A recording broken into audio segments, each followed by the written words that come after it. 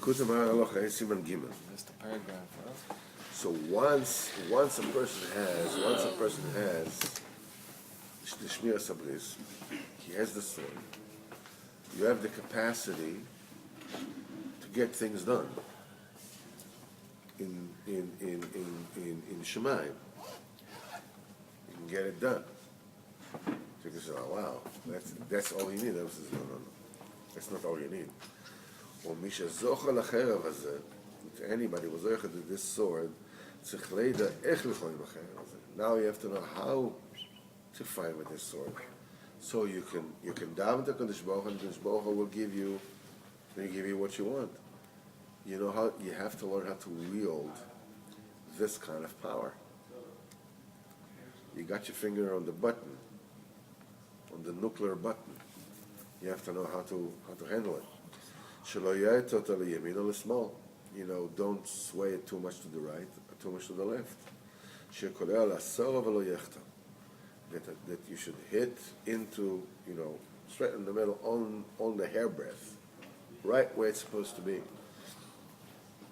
And this is totally impossible to achieve. The only way that you can get there is through deliberation, through judgment, through weighing things, thinking things out. This is what we said before in likutei halachos. Start out, make a list of what are the things that are happening in your life, what you need to achieve, what you need to do, what's the right thing to do. Because I remember Reb Simcha told me, it used to be about Tshuva years ago in Bnei Brak, that drove a Kadosh Baruch Hu crazy. He wants to win the lottery. Nothing. He wants to win the lottery, wants to win the lottery. What do you think happened? He won the lottery. He won the lottery. The minute he started winning the lottery, his friends from the olden days discovered it, and so it wasn't even a year after he won the lottery that he died.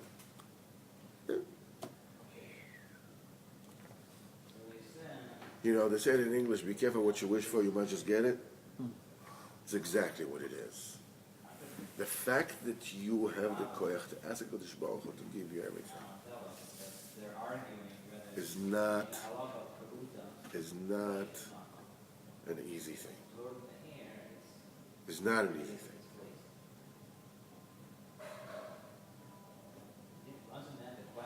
It's not a simple thing.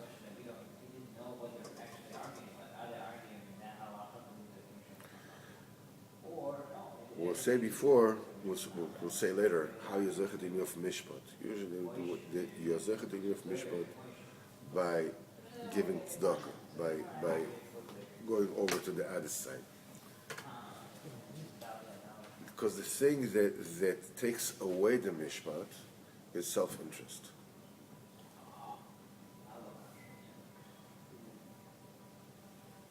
I remember I used to work for a guy. He was the nicest guy until it came to his money. When it came to his money, he didn't say, they say in Hebrew, lo rav chad mimeter. He didn't see anything from a meter's distance. The world is dead, finished.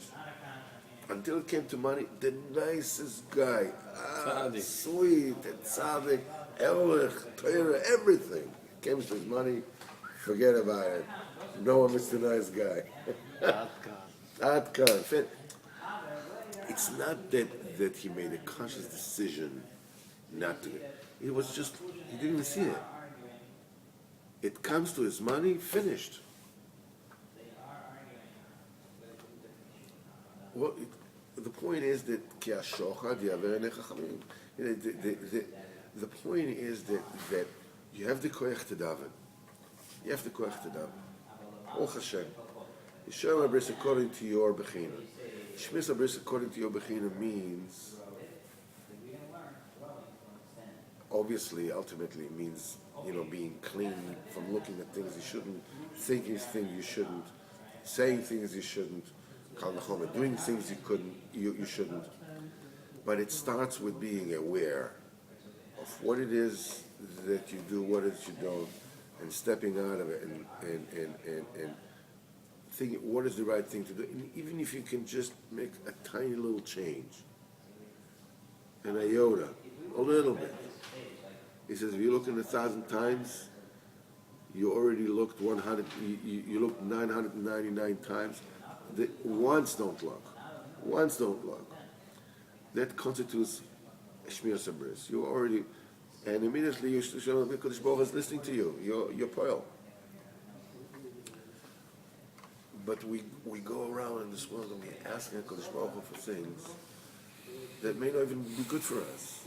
You know, there used to be in Uman, you know, there was Reb Shimshon Barsky and Nachman Bar Nachman? no, he was also there, but it was Shimshon Barsky and Reb Getzi. There were two Gdolim in Uman, and there was a machlokes between them. And Reb Avram Reb Nachman said that they both don't have Zbaridus. And people are talking about, these are two guys that, you know, two men that practically the whole day they were in the field. What do you mean they have no Zbaridus? But so he explained that because when they got these Zbaridus, they're asking, there should be shalom between them, so the other guys should see that I'm right. And this one said, you know, should be shalom between us, but she should see that I'm right. They should come to, you know, to see things my way. Holding on to their... He says none of them actually went out and said, "But no shalom, he thinks this way, I think this way, I don't know. What is the right way?" He says they have no experience.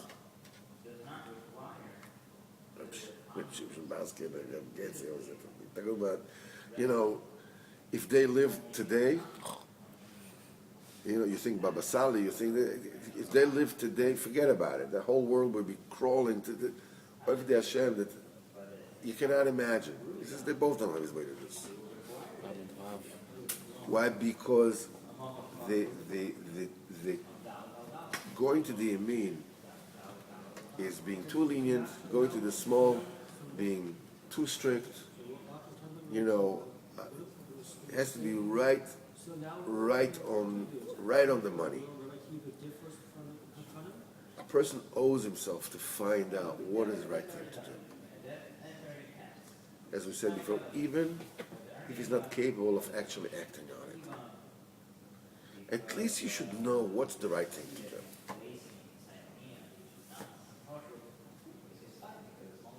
Many times when you know what's the right thing to do and you still can't do it, and you come to Kodesh Baruch Hu and you talk to him, he makes it possible for you to do it. But people don't want to do it because they know, once I write it and I'll tell Kodesh Baruch Hu about it, I'll be embarrassed to go back to what it is, and I don't want to be embarrassed, and I still want to have this little secret inside me and not let anybody know, so I can keep on being the kind of, you know, shaykhs that always envy. Write it down. That's the beginning of the process of judgment. This you should know. Hashem should help. Hashem continue tomorrow. Please.